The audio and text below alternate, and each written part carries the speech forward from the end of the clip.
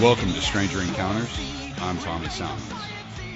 Today's guest is the host of the podcast, The Scott Horton Show, author of Fool's Errand, Time to End the War in Afghanistan, managing director at the Libertarian Institute, opinion editor for antiwar.com, and the most important voice on foreign policy today, Scott Horton. Hey, Scott, how are you doing?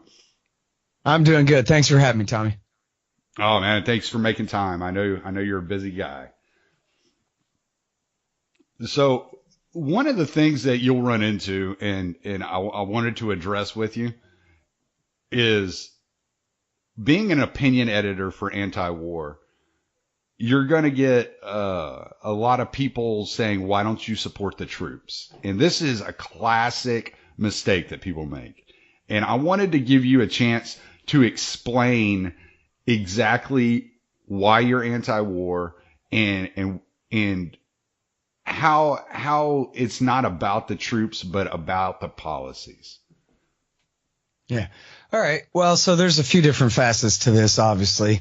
I mean, first of all, I think we all have known or do know or have family members who are soldiers or have been, in the military and whatever. So, I'm from Texas. It's not like I'm some foreigner, and I don't consider my problem to be with enlisted men, although I think even by the time you're 18, you really should know better. But the deal is that the policy is, well, at the very core of it, they pretend that it's about defending America, but it's really not. The policy is dominance over the entire planet. As the establishment themselves say, it's primacy. Dominance. We're the superpower. We lead and everybody else follows. And that means that the middle part of North America, our country, is supposed to be the dominant force in every region, on every continent, all over the world. Full stop. Until, eventually China and Russia even break apart and we dominate all, build some bases there too, or whatever, some insane end game. And that's the policy. And so the enlisted men who go and fight, and let's be honest, we're talking about when they first join up, 17 and 18-year-old boys out of high school, they join up with their head pumped full of a bunch of just obviously vague propaganda. I mean, I even learned in government school about advertising and glittering generalities, Yeah, what you're going to go do, you're going to fight for freedom. You're going to fight against terror, and you're going to be a big hero. But they don't say, well, what actually is the mission? You're going to be fighting for this or that tribe against this or that one, this or that sect or this or that regional power, this or that group of politicians against their enemies that may or may not have the slightest thing to do with protecting the American people at all. So it seems to me to be the height of betrayal of the average enlisted young man going and fighting over there, telling him that this is defensive and that it's all about freedom and country and family and bravery and doing the right thing, when it's not the right thing. It's not the right thing at all. And when the British ruled the world empire, the Americans scorned them because how dare they? And, we had successfully declared our independence from the British Empire and lamented that the rest of the world had to suffer under their tyranny. But now it's just fine when we do the exact same thing, when we inherit the British Empire and the rest of them after World War II and enforce it as though we can afford it to the ends of the earth. It's crazy, and it's a betrayal. And seriously, if your brother, your father, something died in the Iraq War, when you're told that this is all about flowers and candy and goodness and light and freedom and liberty, and now you're looking back at it, and it's still just the Dawa party rules in Baghdad, and a bunch of, still to this day, suicide attacks and this and that, after not just Iraq War II, but Iraq War III against the Islamic State. By now you have to look back. I mean, I'm not trying to challenge survivors of dead people. I don't mean to frame it that way. I'm saying we have to look, our society has to look back at this and say, look, just like the lesson of Vietnam was, you can't trust these sons of bitches to make these decisions for you. This is not okay. This is not your security force. This is some entity that has control over your state and does what it wants, whether it's in your interest or not. We'll learn the lesson of Vietnam again. That's, the entire terror war is bogus. It's wrong. I mean, if the war is against al-Qaeda terrorism, then how come America has overthrown Saddam Hussein in Iraq, Abdul Salah in Yemen, Muammar Gaddafi in Libya, and tried to get rid of Bashar al-Assad in Syria, when these are all secular dictators who worship only themselves? And then we create power vacuums that only grow al-Qaeda's ranks over and over and over again. And in the case of Syria, in the name of checking Iranian power, I know, let's help weaken Iran by hurting their friend Assad in Damascus. And so to that end, the Obama administration even supported literal al-Qaeda terrorists as long as they're fighting against Assad and his friends in Hezbollah, which are not the actual enemies of the United States. Our government would prefer to use our enemies and side with them against their enemies, the Iranians and their friends who stand in the way of American regional dominance.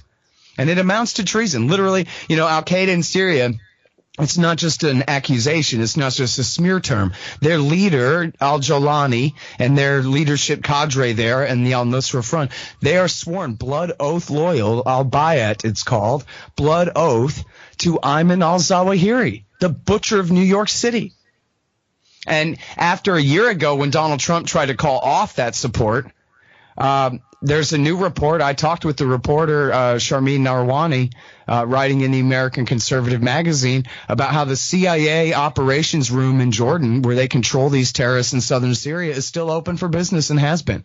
Mm-hmm. And the CIA is possibly, seemingly not ironclad, but looks like they've just been insubordinate. They're just ignoring Trump and continuing to support these jihadis anyway. Yeah. Yeah. That's why I'm anti-war. And that's why I think, how could you trust a Clinton, a Bush, an Obama, a Trump with the lives of these young men?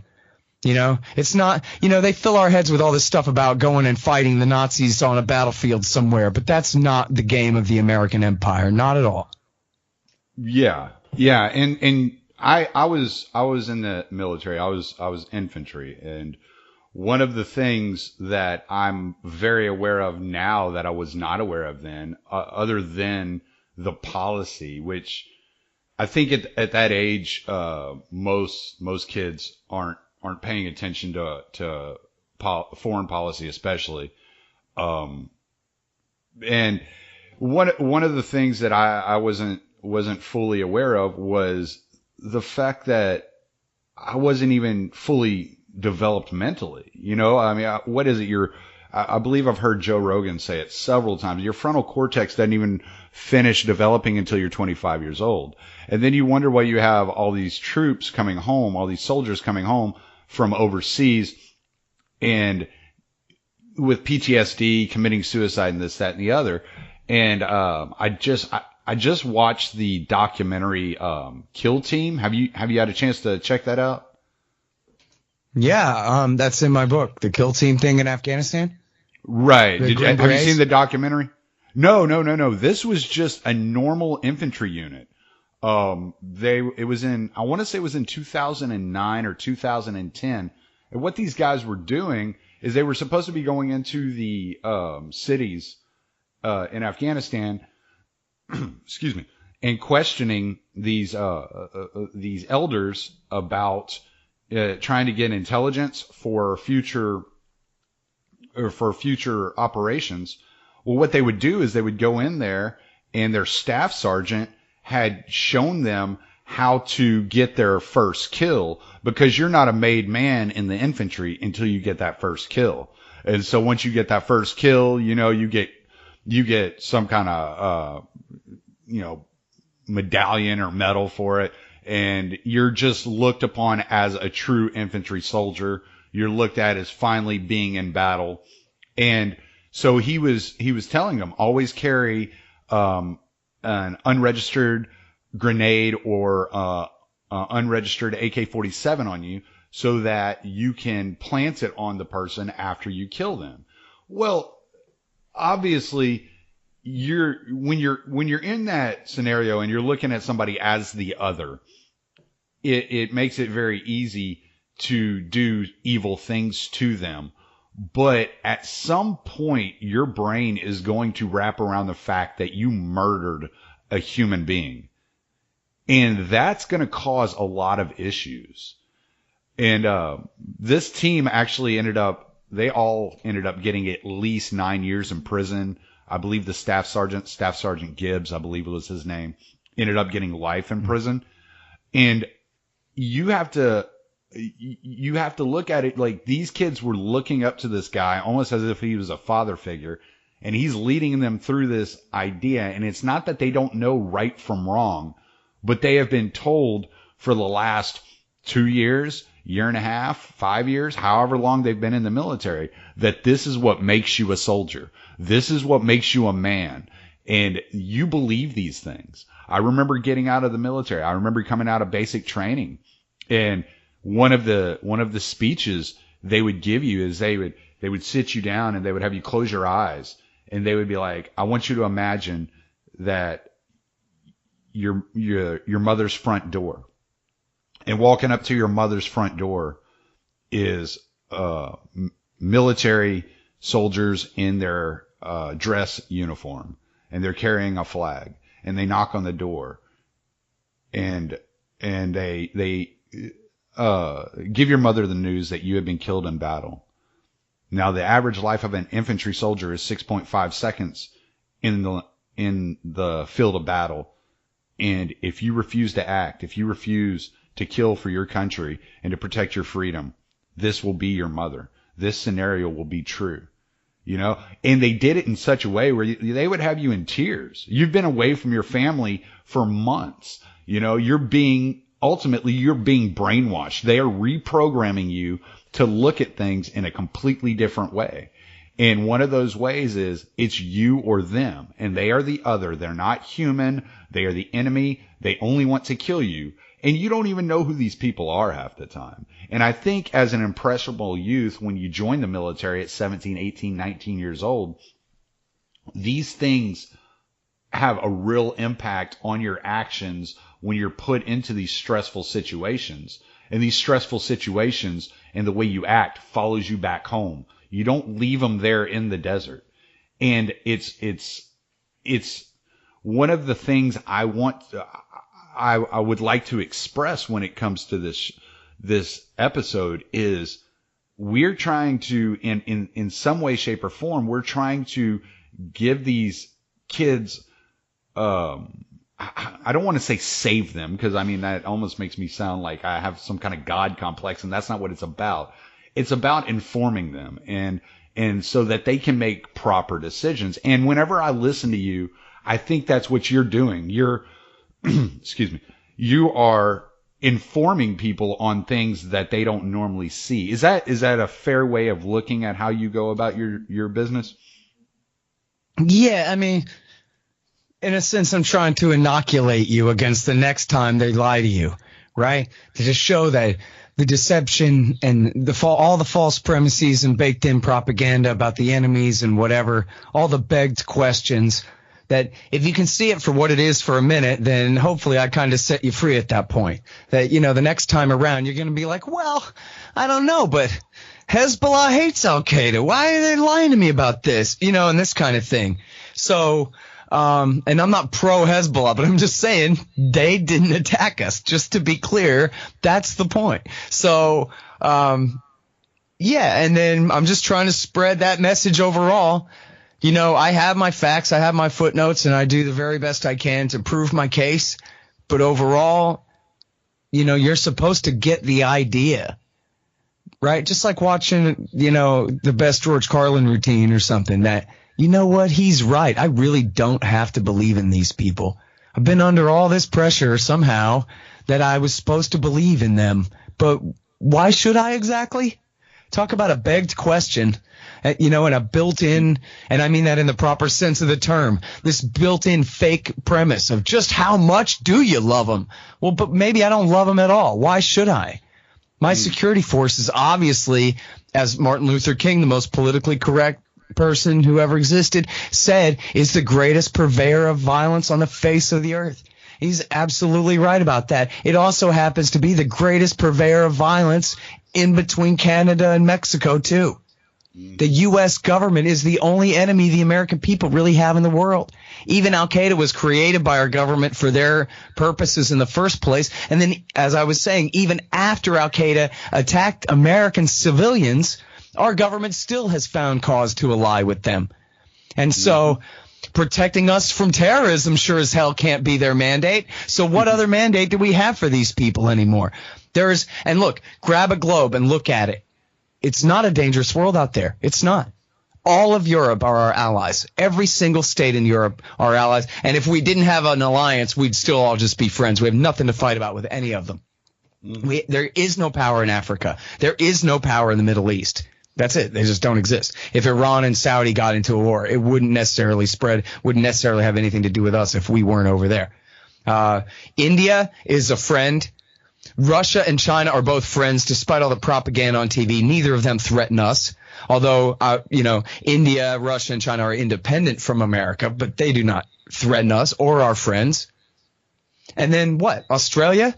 We're out of continents. We're done. We're already back to North and South America again. There's the biggest power in South America is Brazil, but they have no navy. They have no, dream of dominance of anything.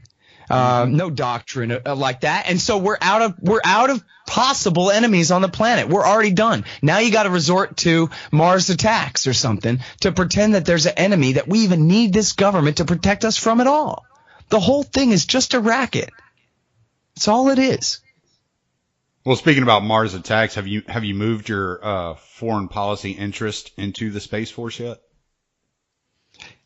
Yeah, I mean, I haven't looked that much. I'm not so sure it's even really going to happen. I mean, the Air Force doesn't want to share. And so did you see where Trump said it's going to be two different things, the Air Force and the Space Force, separate but equal, which I just thought was hilarious. That was the phrase. He knew that phrase from somewhere, but he didn't know where. So he went ahead and anyway, they waste so much money on space already anyway. I don't know what difference it's really going to make on the margin, but, I presume it'll be really bad. They went from saying we're going to have a $1 trillion nuclear weapons industry and arsenal revamp to already it's 1.7. And I think one congressman was already citing numbers higher than that. So it'll certainly be 3 or 4, God knows what, just for a new generation of H-bombs that we don't need and could never use.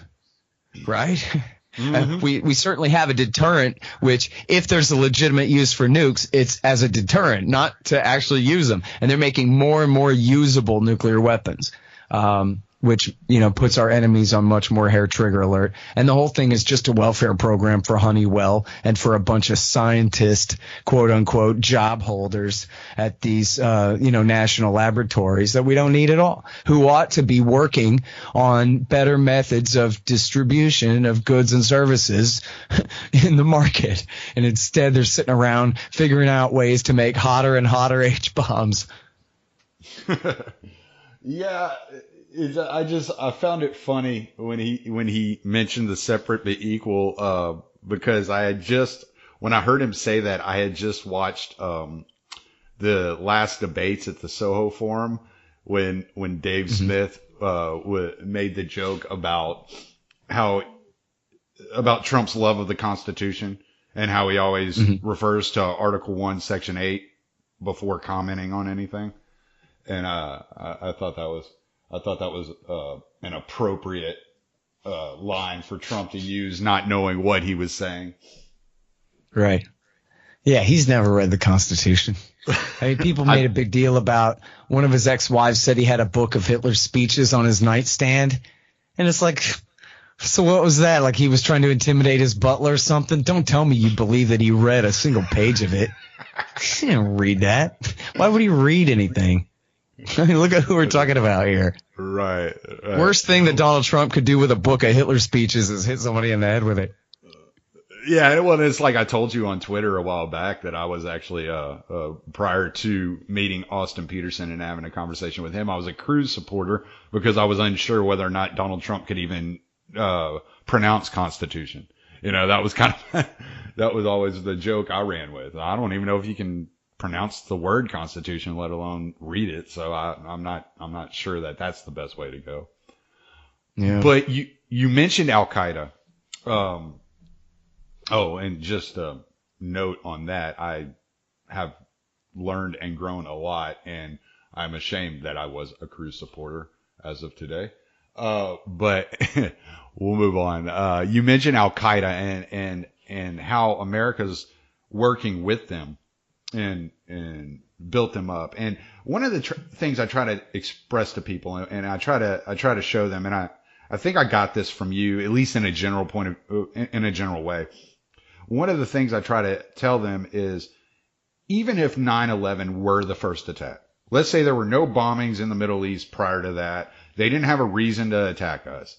They weren't retaliating. They weren't trying to defeat us in any way, shape, or form. It was just some crazy Al Qaeda plot for whatever reason, and that was the first attack. We don't belong in Afghanistan. And I think you covered this well in your book. We've defeated the 400 Al Qaeda troops that were in Afghanistan, and now we are playing Air Force for Al Qaeda in Yemen. If it were really about 9/11, we would be on Yemen's side defending them against Saudi Arabia and Al Qaeda. We wouldn't be fighting alongside Saudi Arabia and Al Qaeda. Right. So you're getting to this is the crux of the whole thing here, right? Is, they declare the axis of evil, and, they meant to say Syria, Iran, Iraq, and Syria. This is the axis of evil, right? And yet, none of the 9/11 hijackers, not one of them, came from either of those three countries, right? These were America's enemy states in the region. But where did the Al Qaeda guys come from? They all came from Yemen, Saudi, and Egypt, countries where America was too close of allies with their governments. That was their motive for attacking us in the first place. It wasn't a Saudi government. King Fahd didn't order 9/11 against us. Was it Abdullah by then? But anyway, it wasn't an attack by the Yemeni state or the Egyptian state. It was an attack by civilian, former jihadi, guerrilla fighters from Ronald Reagan, Jimmy Carter and Ronald Reagan's Afghan war, who had come home. And they attacked the United States because they wanted to replicate the same thing that we helped them do to the Russians in Afghanistan in the 1980s. And that is give them their own Vietnam, bog them down, bleed them to bankruptcy, and force them out. And if you ask the Reaganites, they'll tell you, yeah, that's how we destroyed the Soviet Union. We bogged them down in Afghanistan with the CIA war, and that's what broke their bank and destroyed them. So pat ourselves on the back. Well, guess what?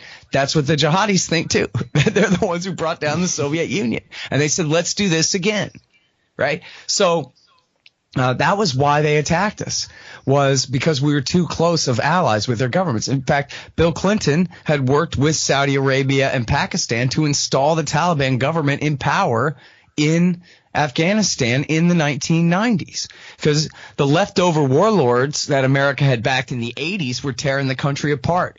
So the Taliban religious leadership among the Pashtun rose up to finally install a very authoritarian system, but that was centered around real law and order as opposed to just outright criminality. I mean, you and I know about states as crime rings overall, no matter what anyway, but there is a difference between just outright lawless rape and murder like these warlords versus, a law and order type system the way that they did it. And the reason the Clinton guys did that was because they wanted the Taliban to win the civil war outright, consolidate power over the entire country so that they could build a pipeline from Turkmenistan through Afghanistan into Pakistan and to the port of Karachi. And, that plan ended up falling apart, but that was part of the American intervention in the region at that time. So the reason that Osama bin Laden and his guys decided to attack the United States was because they wanted to overthrow their governments in Egypt, Yemen, Saudi, etc., that they hated so much, And they knew that they couldn't do that as long as America was the 800-pound gorilla who was there to back up their governments. And so they decided what we got to do is we've got to get rid of America first. So we'll do to them the same thing they helped us do to the Soviet Union. Give them their own Vietnam. Again, Vietnam being shorthand for total disaster that you never should have got involved in. Breaks the bank, breaks the country back home, et cetera, et cetera. And so, yeah, and kills a lot of civilians. Not that that's the part they care about, but yeah.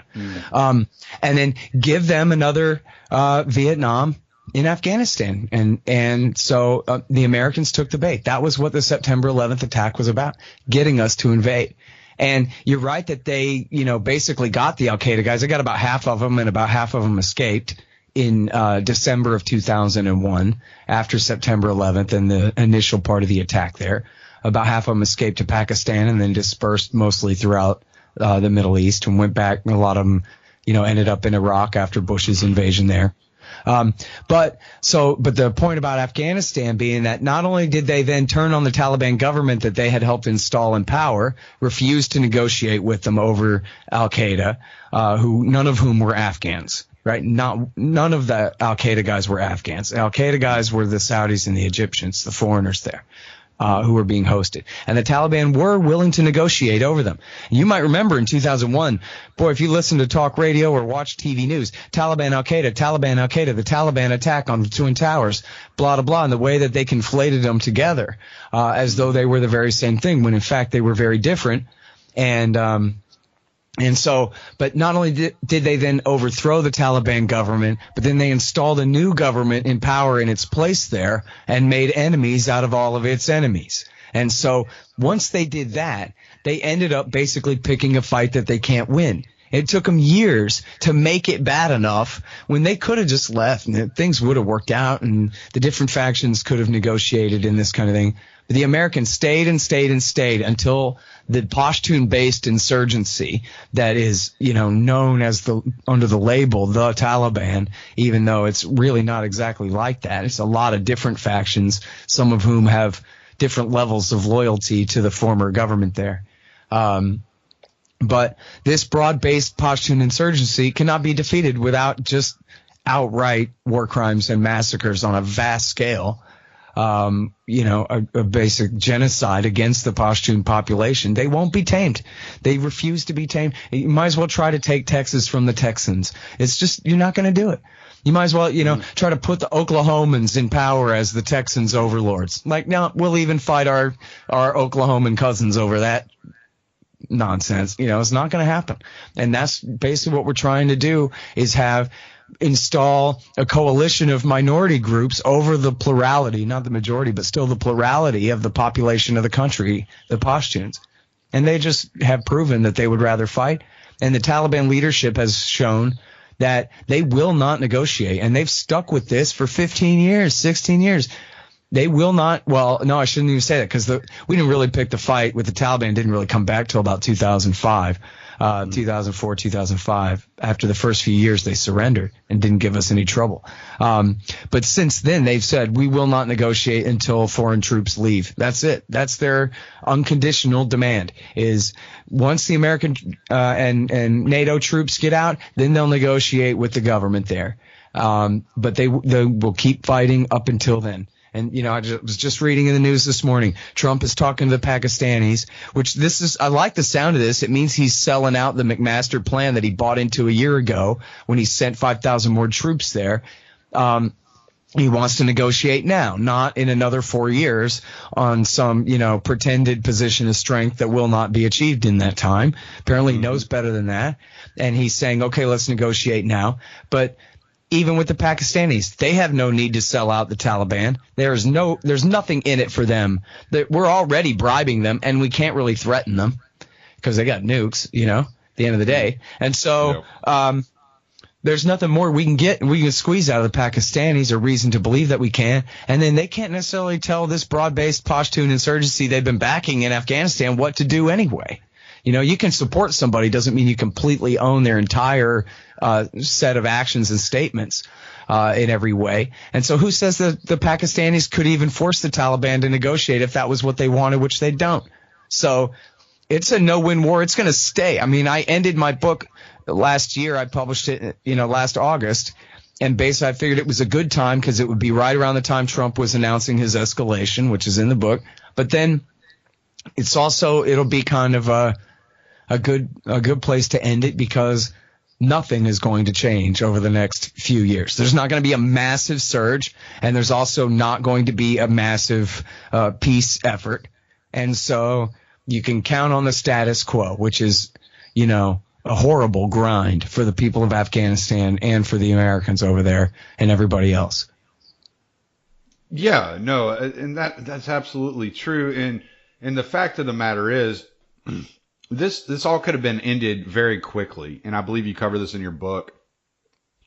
And they allowed, it wasn't even that 200 or half the Al Qaeda disappeared into Pakistan or escaped into Pakistan. They were allowed to. They had the option to stop the movement of Al Qaeda out of Afghanistan, and the Bush policy, I believe you cover the fact that the Bush's policy was like, well, we're not even really worried about bin Laden. Don't worry about it.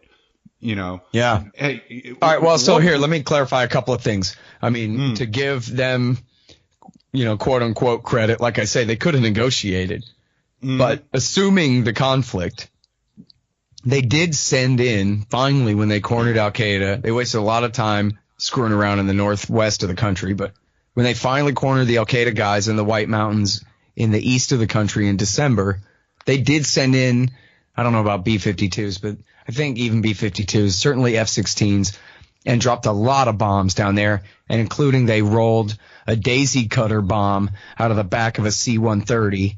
And this is, not quite as big as the so-called Moab, but it's a 15,000-pound conventional bomb that hadn't been used since Vietnam. And they did kill a lot of guys, and the CIA guys on the ground bragged that, yeah, if you wanted to do a body count, you'd have to bring Q-tips for these guys, ha, ha, ha, kind of thing. Yeah. At the same time, though, the CIA special operations guys, the special access teams or whatever they call them, I'm sorry, I'm spacing on the name of it's not the operations group, but the paramilitaries, the CIA paramilitary guys, and their Delta Force counterparts, Army Delta Force counterparts there. They had these tribes, Hekmatyar and others fighting with them, and had Al Qaeda cornered there at Tora Bora. And then, the fight went on for about 2 weeks. And for the whole time, the CIA commander on the ground there, Gary Berntsen, was begging for reinforcements. And there were Army Rangers at the Bagram Air Base. There were Green Berets up in the northwest of the country screwing around fighting the Taliban with General Dostum. And there were even more, I forget which kind of special operations forces, but more guys were basing, thousands of guys were setting up a base up in Kazakhstan, something like that, one of those, I think Kazakhstan. And so there were thousands of special forces, special operations forces available of different descriptions. And they were turned down over and over and over again. And in fact, the senior CIA commander back at the base in the United States overseeing the whole thing, his name was Henry Crumpton. He went and laid a map out on the ground or on the desk, I'm not sure which, but laid out a giant map of eastern Afghanistan, blown up huge, for President Bush and Vice President Cheney, and said, this is where we are, this is where we got them cornered, right over here. In the Shamali Plain, north of Kabul, we have 5,000 Rangers, I believe it was. Oh, and also, I forgot to say, our current Secretary of Defense, General James Mattis, he was a general then too, and he had 4,000 Marines who were down in Kandahar province. So we had Marines, Rangers, and Green Berets in country. Never even mind the guys building the base in Kazakhstan, because you might say, okay, but those are all base guys. I don't know that, but anyway. So you got Marine infantry, and you got Rangers and Green Berets who are there and available to back up Army Delta Force and to fall under Army Delta Force command and get this work done. And no, they were denied and denied and denied. And General Mattis said, "Let me go." And in the words of the New York Times, the general was turned down. He had 4,000 men, and his game was, let's march them. Let's do this right now. Let's go. Now, I'm sure they had helicopters. Yeah. And they were refused permission. And then, as you said at the same time, and I have the quotes, and these quotes come from Bob Woodward, and Bob Woodward is not in the room. Bob Woodward got access to the classified minutes of the National Security Council meetings as they were held. So George Bush, Vice President Cheney, National Security Advisor Condoleezza Rice, Secretary of State Colin Powell, CIA Director George Tenet, or DCI I should say at the time, all of these guys in the room, and he got the transcripts and wrote his book. Plan of Attack is the second one. Bush at War is the first one. Mm-hmm. And we already know this about Rumsfeld anyway, but Rumsfeld at the Pentagon was pushing for this even harder than Cheney from the very first. I mean, I think Cheney was just biding his time. So he was smart enough to not get, too crazy out ahead of the president on it. But Rumsfeld was just pushing and pushing and pushing. And then Bush was just, outright mirroring his language that a failure to get bin Laden is not a failure because the mission is to be defined much broader. And they, it's so very clear, and I got all the quotes in the book, that what they were worried about was that if bin Laden was killed, then the American people would consider the war to be over. And they didn't want that. Right. Dead or alive, and he's caught, dead or alive, well, then that's the end of that, is what the American people would think. And so it was better to let him go, to be, as in the book 1984, the totalitarian Big Brother state has an enemy, the enemy, Goldstein. He's out there, the traitor, the wrecker. He's trying to hurt us. And that is the justification for the state at all times. And bin Laden served a better purpose as an Emmanuel Goldstein enemy for the American people, rather than a corpse proving what happens when you mess with us, which is what the mandate was. Right. And that should have been after a federal trial in New York State. That would have been fine. And give him the needle just like they did to McVeigh or whatever. Right. So, right. But he was guilty. So that would have worked out. Right. But that was the agenda. And they really made it clear. And when you read the statement, and one more thing about that real quick, sorry, is, and you can find this on YouTube, no problem. It's only 6 months after the attack. It's in March of 2002. And a reporter who is, too innocent for her own good and is a little bit out of line is saying, well, geez, Mr. President, how come all you ever talk about now is Saddam Hussein? What about Osama bin Laden? Aren't you going to kill him? And Bush just starts, he's George W. Bush. It's the best he can do. And so he starts stammering out the truth that I don't care about him. We don't care about him. If you think this is about bin Laden, lady, then you're confused. That just shows that he gets all patronizing. You just don't understand the scope of the war on terror. It's not about one man. And then he goes on to say, I'm truly not that concerned about him. I was concerned about him when he was a parasite controlling the Taliban government with a whole government of a country at his disposal. But now that he's on the run, well, I don't know where he is, and I don't care where he is, and it doesn't matter where he is. And it doesn't matter that he's the one responsible. We're going to let him get away with this crime because as long as he doesn't control the Taliban government, which he never did in the first place, is a ridiculous lie, then it's fine. And what he's, in his George Bushian way, that's the best he can stammer out what's supposed to be this kind of nuanced way of explaining why there are more wars coming, even though we were attacked by a group of 400 men who are half dead and the rest scattered. We need you to be afraid. Who cares if Saddam Hussein is allied with Osama if Osama's already dead? So they had to keep it going. And it's pretty plain. And I don't, I make the case in the book, the same case I'm making to you now, only with a little bit more detail there. It's not ironclad proof. I'm not proving it, but I think I'm showing that, yeah, it's pretty clear that these guys, they made it clear to each other. They're like, hey, we're letting go right now. You know what I mean? Yeah. It's on the record. It's just kind of a nod and a smile and go on about your business.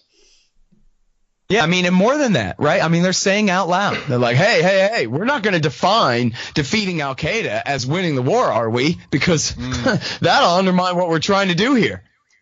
Well, here we are 16 years later. Obviously, no, we're not going to define defeating anybody as winning a war. And you know what? That was ridiculous. obvious from the day of. If you were a critic and you didn't believe in these guys, from the day of, they said, we are at war against terrorism. They refused to say we are at war against bin Laden's group, even for a day. It's not like they said that and then elaborated. They immediately conflated Osama with Mullah Omar of the Taliban, and then they immediately conflated the Taliban with any Arabs or Muslims, whoever, wherever they feel like killing them. Yeah, no doubt. And see, here's where people get confused because they have such a hard time. It's like they believe like everything's so binary when it comes to criticizing the government. You're either on team government or you're not. And I just don't. I fail to see how it's that black and white. There's so many complexities, so many nuances involved in everything that's going on. And so people will often say, well, you just hate the United States. How do you respond to that? Because I don't see it as that at all. Of course. Well, look, the country and the 350 million people who live here is not the government. And the government is not us. All they ever do is lie and pretend that they are us and that we are them. You know, from the preamble of the Constitution on. And it's a farce. It's crazy. You know, look at Colonel Hackworth, who was the most decorated officer in the Vietnam War. And he came home and he fought basically a full-scale war rhetorically at Soldiers for the Truth, a conservative, right-wing kind of populist patriot. And his war was for the enlisted men against the evil, vile, despicable, traitorous officer corps who doesn't care about them, who would send them off to die in some sand trap so they can get another little star, the perfumed princes. And Hackworth, he was the kind of guy who could have kicked all of their asses, and that was and probably had a few times, right? His disdain for Wesley Clark during the war in Kosovo was legendary, and he warned us, don't go to Iraq. This is stupid. Now, does that sound like Jane Fonda, the commie, sellout, silly hippie girl trader that knows nothing about it? Or that sounds like the guy that you should have been listening to then? Yeah, why would Colonel Hackworth say that the officers are treacherous, traitorous scum, and that the think tankers who tell the officers what to think are even worse than them? Why would he say that if it wasn't because he was right? Look at Pat Buchanan. If I tell you Pat Buchanan is anti-war, I know exactly what you think. You think, Pat Buchanan is anti-war? And then you think, but wait a minute, wouldn't Pat Buchanan be for absolutely annihilating America's enemies wherever they may be? Yes, of course he would. So then why is Pat Buchanan anti-war? It's because he's smart. That's why. It's not because he's afraid. The guy who still justifies the Vietnam War to this day, who is a right-wing hawk as you could get if there was a real threat. And yet, what does he say? Iran is no threat to us. Iran is the enemy of Al-Qaeda. Iran, you know what? They overthrew the government we'd installed in their country in '79, but you kind of got to let them have it, you know? And it's true that they did help the Amal militia bomb the barracks of the Marines in Lebanon in 1983. But you know what? Reagan himself said he never should have put them there. And that was a military target. It's not like it's okay or wonderful or great or whatever, but it wasn't exactly terrorism either. You know, they were Marines. And that was in 1983. And this is just nuts. And when people tell you that, oh, Iran the threat, that's not true. Now, when Pat says that's not true, it's not because he's guessing. It's because he knows all about Iran's nuclear program. He's read all the IAEA reports for decades. He knows everything about it all. And that's why he's anti-war, because this is all a bunch of crap. So, I like to highlight conservatives, and I'm not one, I'm a libertarian, but I'm sure no leftist either. And so, right. All conservatives or right wing, the more right wing you get, don't you identify the U.S. government as the worst enemy you got?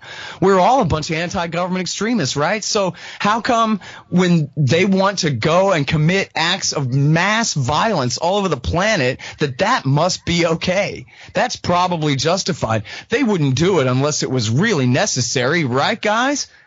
I mean, that's crazy. That's crazy. If you break it down, that's crazy. Just like when someone says, hey, they're fighting for freedom. What they really mean is we told those boys they're fighting for freedom. Mm-hmm. And if you mess that up, they're going to be upset. That's what they're saying is don't interrupt that narrative, because no one could even really try to tell you how attacking Iraq, attacking Libya, attacking Yemen makes Americans free. It doesn't make us free. Look at the growth of government, and particularly the Homeland Security state, just itching and looking everywhere for things to do. Immigrants now, your neighborhood next week. The Department of Homeland Security, this massive new behemoth creature that George W. Bush created. And the unleashed powers of the FBI to use their intelligence capability for foreigners against the American people. And the CIA too, we always hear the myth that the CIA, they only mess with foreigners, not us. But that's not true. We know from all the leaks now that the CIA has been hacking the hell out of us just as bad as the FBI and the NSA have too, as though we're the enemies of their state. And, and you know what? We talked about how the war was what bin Laden wanted. To bankrupt America, to destabilize the Middle East, to discredit America's sock puppet dictators there, and to prepare the ground for further revolution and a bin Ladenite state one day, and all this, and how America actually literally made that possible with the Islamic State, at least for 3 years there, before they erased the mistake by attacking it in Iraq War III. But, another thing that bin Laden wanted to do, what he said was, I'm going to create for you, or you're going to create for yourselves in response to my terrorism, a choking life. And what he meant by that was we would allow our government, we would demand our government create an authoritarian state to keep us safe from the terrorist menace. Because, what's the good of being free if you're dead? And the Bill of Rights and the Suicide Pact and all these excuses that we've always heard, Benjamin Franklin's warnings notwithstanding. And that what would happen was, and it wasn't because he hated our freedom. It was because he knew we loved our freedom. He knew we were jealous of our freedom. And that if our government had to take all our freedom away just to protect us from the consequences of their empire in someone else's region of the world, that maybe we would decide it wasn't worth it. And, it seems like a question to ask, not because that's what the enemy wanted, but because that's what we want, is our freedom. Right? Mm-hmm. I mean, isn't it a nightmare? Don't you think? Wouldn't it be a nightmare if you couldn't get a Matlock and somehow you were convicted of some crime that you didn't really commit? And it was all because the government is doing so many things and the system is so corrupt that you have no choice but just to plead guilty and get 10 years instead of facing 50 at a trial you can't possibly win? I mean, isn't that because we live in a police state? We know that Matlock is not coming for our ass to save us. I mean, that if the FBI or whoever does come for us, that we'll be helpless before their power, just like in any authoritarian state that we disdain. And that's the kind of country that's the kind of police state we're moving into now, where they have so much power. They'll never give it up. Yeah. Yeah. It reminds me, of that Doug Stanhope bit where he's talking to that officer and he says, if you're new into being a police officer, but if you think you're so free, why don't you go sit outside on the hood of your truck and drink a beer and see how free you are then? Right. Yeah, exactly. I was just using that one on my friend last night. No, it's even better. Actually, sorry to correct you, but I love this bit so much, is he sounds like he's challenging the guy to a fight at first. He says, oh, yeah, well, I'll meet you in the parking lot after the show. And we'll sit on the hood of your truck and have a beer and see how long. Yeah, like that. So it's great the way he pulls the rug out from under him from a fight to we'll drink a beer together, but then the government will come and fight us for daring to, Right. Yeah, he makes some of the best points. Brilliant stuff. I love that guy. I was just using that one on my friends last night, I swear. My wife and I, celebrating the 4th of July, we were listening to a lot of Doug Stanhope, when he's doing the Keynesian economics using prostitutes as an example. Oh man. Yeah, some of that is pretty blue for those with virgin ears. Tread carefully. I love it. Yeah, he's hilarious. And you know what? Here's as long as we're on the subject, there was one that he did at the Velveeta Room in Austin, Texas, here in Austin, like in 2002. And if you listen to it now, you might not really feel the bravery behind it. But this is it must have been February 2002 or something. People had never been more upset about what was going on, with the aftermath of the September 11th attack and all that. And he wasn't having it for a second, man. He just comes on so strong. And, I hate to say this, but what the hell, it's on my mind. It's bothering me. I have a ton of George Carlin. And I heard a clip of George Carlin after September 11th where he's so weak and lame and just supporting George Bush. I hope he does well and this kind of thing. And then just makes a bunch of fart jokes.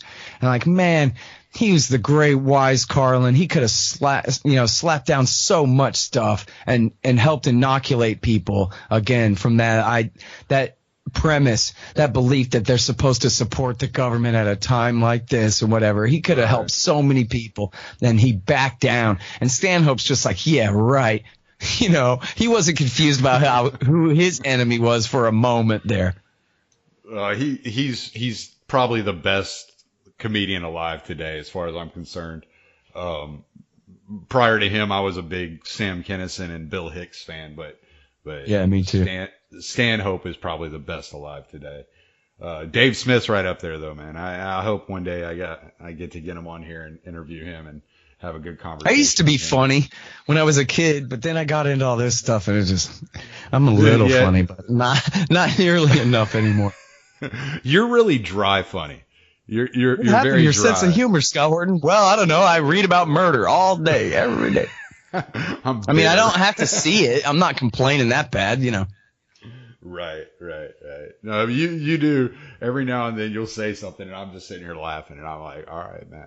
All right, well, when we got started, I told you that a lot of what I wanted to get into was practical application, and we're an hour into it, and I don't want to keep you too long, and I want to keep the listeners as interested as possible for as long as possible. So I want to talk to you. You've been doing radio way before there were podcasting. Is that correct? You've been involved in radio for 15 years? Oh no, 20 now. 1998 was my first show on Free Radio Austin. Okay. And boy, was I an annoying caller before that. I'll tell you what. So no, I was a pirate radio guy on first. Free Radio Austin was leftist and environmentalist, black bloc, anarcho-syndicalists and this kind of thing. And a bunch of good kids, man. And then Radio Chaos, also in Austin. That was more punk rock and metal and just beer drinking and having fun. And I had the politics show on there. Yeah. And right now I'm on the radio in Los Angeles on KPFK 90.7 FM. You post some of those on your YouTube. I've noticed that some of your radio shows, they're a little bit shorter, aren't they, than your typical interviews? Yeah, honestly, I do interviews all week long, or 3 or 4 days a week, and then I take one that is right around, fits the time, and is good enough, maybe, and edit that together and send that in to be the KPFK show. Oh, so okay. It's the same stuff you'd be hearing anyway. Just depends on whether. And in fact, sometimes I'll use something for the KPFK show, but I have to cut 10 minutes out of it to make it fit. So then I'll just publish on the website. I'll publish the full version, Oh, okay. Well, one of the things in other words, either way, all the interviews get posted on the feed. Right.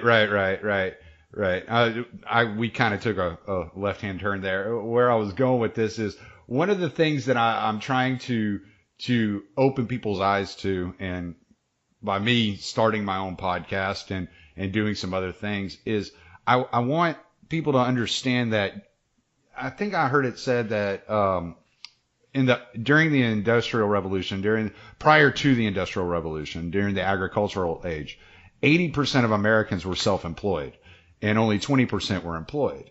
And I see that we're going in that same direction nowadays.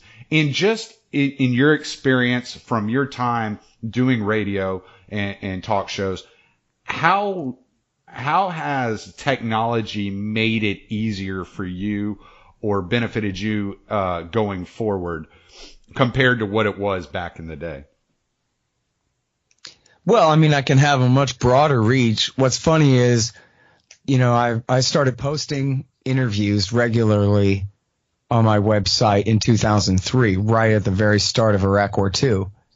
And so, I was in a sense podcasting basically almost before anyone, only I was the latest adopter of the technology because I'm a big stupid idiot. So when RSS came out, I was just like, I don't know what that is. I don't, whatever. It took me probably years before, and I always have volunteers running my sites, who all have various degrees of senses of urgency about what needs to be done with things. So, I was probably really late in really adopting the actual podcasting methods, and certainly I'm no good at advertising it or anything like that. But I do have 4,600 interviews, 4,600 and something up there going back to then.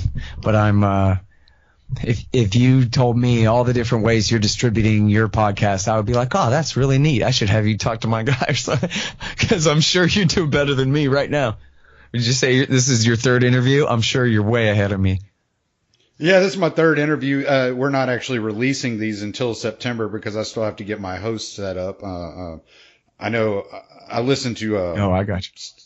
I listened to some podcasts, and they were talking about Libsyn and this, that, and the other. And I know Tom Woods talks about using Libsyn as a host. So that's probably where we're going to go as far as a host goes. I'll be releasing this interview with you will be September 17th. It'll be a Monday. I'll be releasing it. So I'm trying to get me a little bit of a cushion because I'm still driving a truck, and that just makes things complicated. So I'm just trying to get me some padding so I have some wiggle room. But that's cool. Yeah, no, I can definitely tell you that I'm not ahead of you. I'm just doing what other people say. Like, I have no idea what I'm doing. You should hear me cussing. Okay, so you'll be ahead of me by October. That's the deal. Maybe you should hear me cussing this computer while I'm trying to edit. I'm like, this is not my idea of fun. I just like doing it more than I like working for other people. So I'm just, hey, let's do it. Let's see where it goes. So, and I've been told cool, man. several times that I have a face for radio. So that's always good.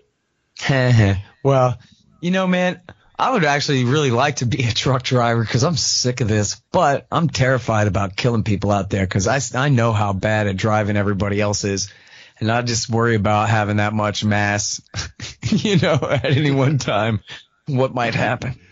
You don't give a shit about that because the brakes are so damn good that you're just like, nah, it's fine, or what's the deal with that? No, it's nothing like that. You just have to get used to keeping yourself in a situation where there's always an out. It gets really stressful at certain times because people want to be like right in front of you, and it takes a truck probably about 10 times as long to stop as it takes a car. Depending on how much weight you have on you. If you're loaded down, it's going to take you a lot longer to stop.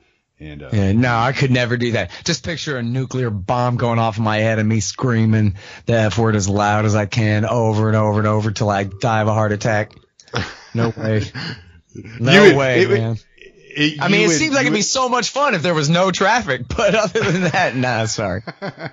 You would care a lot less about the other people once you were on the road with them for about a month. So. Oh, yeah, well, that's a good consolation, too. It's like, I don't give a damn if I wipe this guy off the face of the earth. The hell out of my way, pal. It's his fault. Yeah, I can see that. What happened to Horton? Well, he's being held on vehicular homicide. Yeah. Yeah, no, there are things about driving a truck. I mean, if you're driving over the road, which I did for years, and you're spending a lot of time outside the city, so there's very little traffic. But when you get into the cities, what you try to do is you just try to time it as best you can, where you hit as little traffic as possible. You can't always do it depending on what your schedule's looking like, but you do try to manipulate your time to where you're not hitting, traffic, and especially like in places like Austin, which, they've done a lot of work, building the double decker, I guess you call it, but it's still not the best. It's not the most fun to drive in. Dallas is still my least favorite place, though. I always say that. It's just my least favorite highway system of all of them. Yeah, it is a mess. I mean, it's fun in a little car, but not at 5 o'clock. It ain't. No. Yeah. It's not. I like Houston though, man. Everybody hauls ass in Houston, even in terrible traffic, dude. That's my favorite city in Texas to drive in anyway. I lived in Houston. That's actually where that's where I got my that's where I started driving at, in Houston. I lived in Houston for 25 years. So it's nice to be down here where I'm at now. I'm just outside of Beaumont, so. Oh, okay. Yeah. I was just driving through there the other day. Oh, well. I really believe that what you're talking about, even if people don't immediately see it, it's very important for the ideas of free people to understand what's going on and how the government's manipulating them and robbing them of their freedom. And you're a very important voice in that cause, Well, thanks, to man. me, you seem very passionate about it, and it seems like you care about not only the ideas of foreign policy, but just about people in general. And it seems to me like your reasoning for doing what you do is because you do care so much about people and their freedom and justice for each and every individual, no matter who they are. Yeah. And you know what? I mean, I'm a selfish person too, but I think I learned as a principal pretty early that, hey, if they can put this guy away without a fair trial, they can do it to you. And if they can burn down these people's church with a bunch of children inside it, then they can do it to you. And, that kind of thing. If they can have a world empire, then you're going to live in a police state here. And that's, the big and you're going to have a boom and bust cycle that destroys everybody's economic well-being and stability, every few years in this kind of nonsense horse show. Not nonsense, that trivializes it. And so, but then, at the same time too, you look at the real damage done to the people over there and and look at it for any extended period of time. You get over real quick that public school and TV brainwashing that only Americans have rights and it's only, wrong what's happening to us and this kind of thing.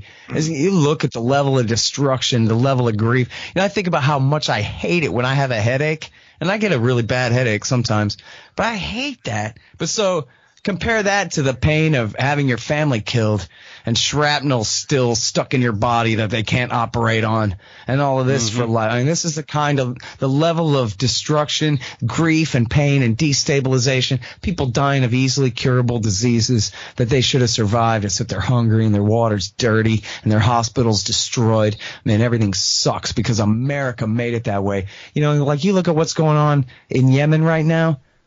I mean, they cry all day about what Assad is doing to defend his country, which I'm not vouching for all his tactics or anything. They cry about what he's doing to defend his country from American and Saudi and Israeli and Turkish-backed terrorist mercenaries, right? But then look at what America and Saudi and UAE, and with the help of the Brits too, are doing to the people of Yemen right now, the poorest country in the region, blockading them and starving them deliberately for 3 years running now.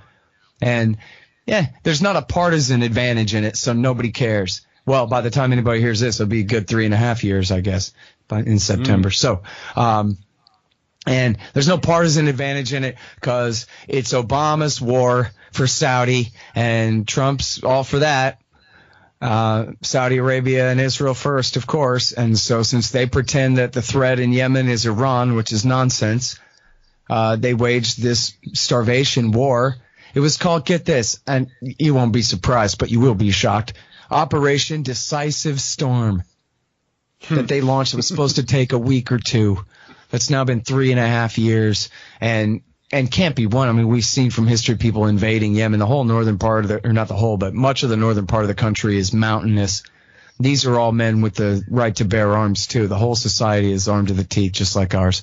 There's no way that the Saudis and the UAE are ever going to, even if they roust them out of the capital city, they won't be able to hold it and keep it. And the whole thing, it must be ended by negotiation, but there's no pressure by America to negotiate. And so Saudi won't. They just keep and UAE, and they just keep attacking and attacking. And a crisis that, of course, Obama's policy caused in the first place with, so-called crisis that doesn't really cost us anything, the Houthi takeover of the capital city there. And this kind of thing goes on and people don't even know about it. A guy said to me, we had a war in Libya? Yeah, 2011. It took 9-10 months. Remember the wacky colonel, Gaddafi, with the sunglasses? They lynched him on the side of the road. Shot him in the head. You didn't hear about that? Nah. People don't even know. Right. What's going on in Yemen right now is the worst crime on the planet today. And nobody even knows or cares. And, it seems like something's got to change there. And it shouldn't be that there's just so few of us who notice enough to care, Yeah, well, and, again, we got to get more traction, more people listening, and we got to find ways to get your voice out there, because the knowledge that you spread and just and maybe it's just how tied up you are into it and how long you've been doing it, but the passion you have for it, I believe you just have so much to offer people as far as the information. And, it's one of those things we gotta somehow, open people's eyes to how horrible these things are. I mean, on a limited basis, Tommy, my success in getting through to people shows that it can be done, Give somebody a good talking to and they go, okay, I get that. The problem was somebody was lying to them and they didn't know how to tell the difference. And they didn't, their Uncle Bob wasn't there to straighten them out for whatever reason. And so, but once I explain this, that, and the other thing, it's pretty easy, a lot, and maybe it's too easy. Maybe people should, really commit to learning. But, obviously I'm right about everything. And so what I say makes sense and makes a lot more sense than the stuff they've been told. And so, but it does go to show. And I do believe that, take, for example, Israel, Palestine, that if the American people had anything like an idea of who was occupying who and who was subjecting who to what kind of totalitarianism over there, Americans would support the Palestinians over the Israelis by 80%.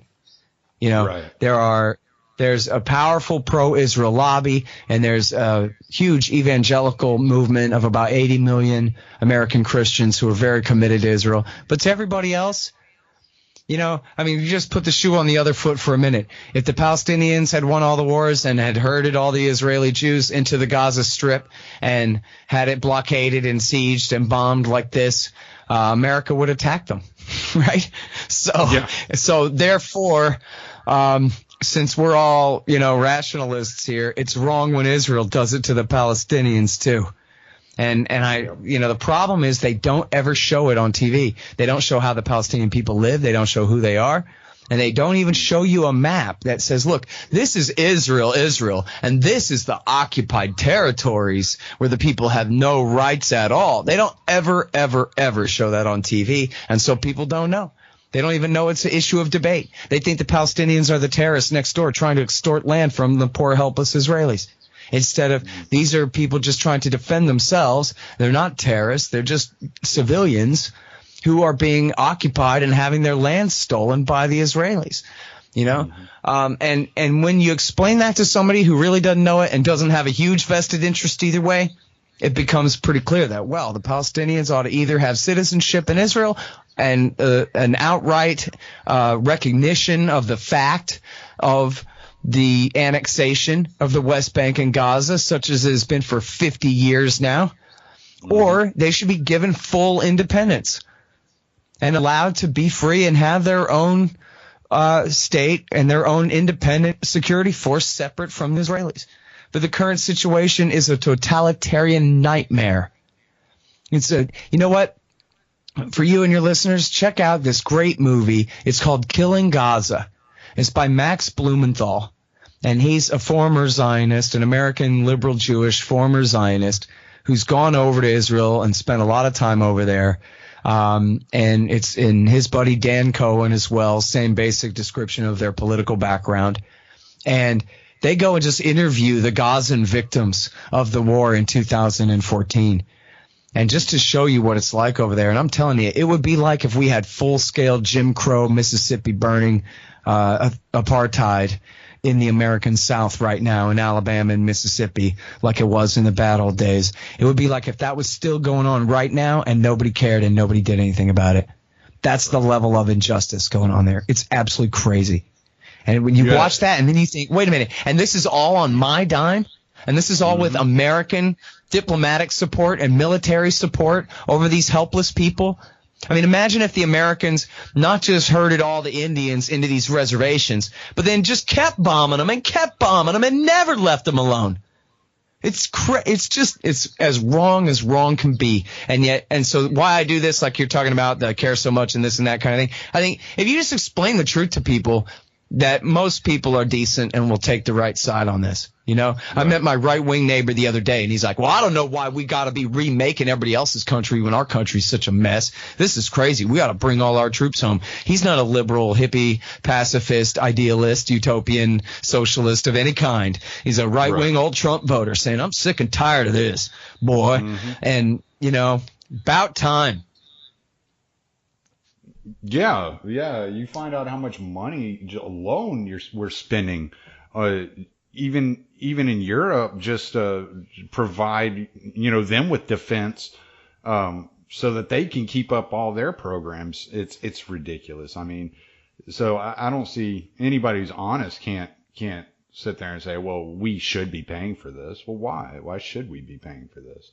Like, where does that responsibility come from? So I agree with you totally. And I have a friend of mine who's actually from, I want to say she's from the West Bank. And I've talked to her about having her on. A settler or a Palestinian? A Palestinian. She lives in California now. Yeah. So. And you know what? I should have said this toward the beginning, maybe. That I got combat veterans tell me all the time that I'm right, or all kinds of veterans, combat and otherwise. And it's disappointing to me, honestly. Like, I'd like to hear a solid case for no way, man. I know what we did over there was the right thing. And I just don't hear that. All I hear is, yeah, man, sad to say, but pretty much. I wish they'd even challenge me on a small point of fact, but they don't. Right. Right. Right. And that's really disconcerting, because it's not that people like you are so set in your ways that you're not willing to hear other sides of the story. It's just there's never been any facts to prove you wrong in any way, shape, or form. And in fact, at the beginning of this, you said you must hear all the time you don't support the troops and that kind of thing. I mean, I used to – this isn't my job anymore, so I don't know exactly how it is now, but it used to be my job to answer the letters to the editor at antiwar.com. And this was like in 2004 and 5 at the height of Iraq War II. Right. And, 2005, 6, this kind of thing.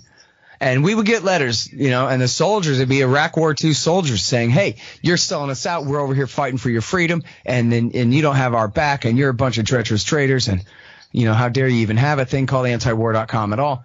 And then I would write back to them and say, you know what the thing is, man, honestly, is you're not fighting for freedom. You're fighting for the Supreme Council for Islamic Revolution in Iraq and the Dawa Party. And what's going on is Iran is using them to manipulate you into cleansing Iraq of the Sunnis and taking over, creating this government and blah, blah, blah. And so now you see this and that and how really you're a servant of the Ayatollah. And then they would write back either nothing or – oh, okay. Like, yeah, I guess I didn't really realize that it was within the realm of my possibility to try to ascertain exactly who's who around here and whose interests we're actually serving with this war and, what it all means in any kind of way. We're going after bad guys who are trying to stop democracy. But now you're being specific about this and that faction and their alliance against this other faction, which is going to lead to their, policy against this other faction. But the thing is I was right. And look, not because I'm smart, okay? It's just because I like reading about this stuff every day, and I have a show. So I interview the authors of everything that I read that I like. So I'm just extremely well-versed in it just because I spend the time. That's all it is. I'm not trying to brag about none. It's just that I got the phone numbers of really great reporters that I can go, well, wait, but what about this thing? And then they explain, and then I learn. It's great. But so when I would tell them what's what, they would kind of realize that, fighting for freedom ain't much of a slogan in the face of an actual, list of goals of the factions you're allied with and what is really going on in the real world. And so, I can't think of a time, I may be wrong, it's been a long time, but I can't really think of a time where I was challenged like that and answered back in that fashion and then they kept arguing. I think it's a matter of a realization that, like if I talk to you about the Supreme Islamic Council, you might be like, geez, I don't know anything about any Supreme Islamic Council, Horton. But I'm telling you that you could know all about it. It's really not that big of a deal to figure out who are the major factions among the Shia in Iraq and why does it matter? We could talk about that and you'd have it dialed and it'd be just fine. And same for your audience and what have you. I'm not saying I'm going to force you to listen to me now, but I'm just saying, any of us can know better than all of this stuff. It just takes a little bit of work, not a lot. Well, I think Dave Smith had made a comment about how when he was talking to you on the Contra cruise, you were talking about, well, think about like the information people have stored in their brain about sports or baseball or whatever. Like it's that's me paraphrasing Chomsky there. That's a Noam Chomsky quote where he goes, look, you take your friend, the AC repairman or the guy that owns the pool hall or whatever, and he knows everything about the Oakland whoever's or whatever it is, right? Everything about that ever happened. So it's just surely not a question of capability. As Chomsky says, and I agree with this, he's the linguist, and I'm not a communist like he is. He's an anarcho-communist, and I like him. But anyway, he says, listen, if you're a primate – and you can use language, you are a brilliant genius. Okay? Like seriously, someone with severe retardation, but who can talk about things. That's pretty brilliant, man. You have to hand it to him.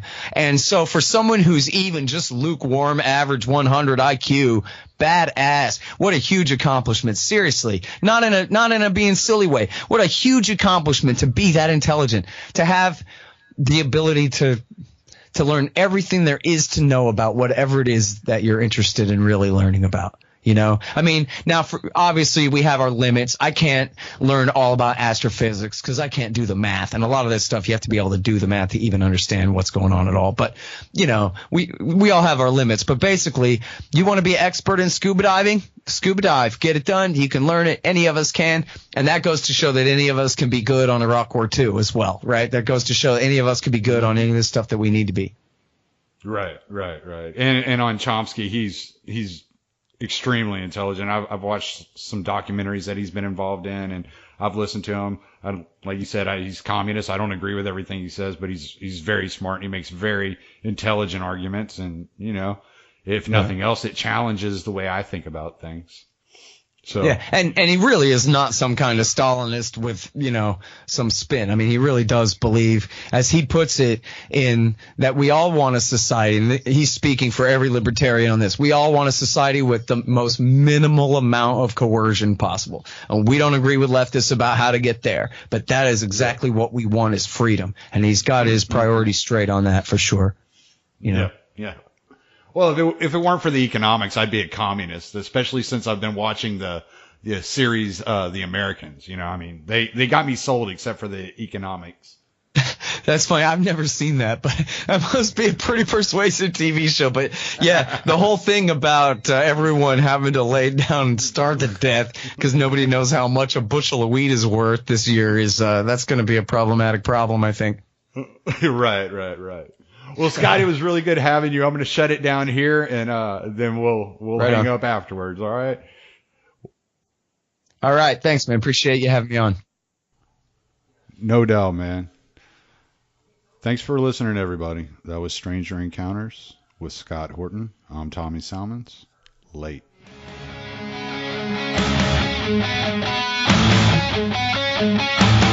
Thank you.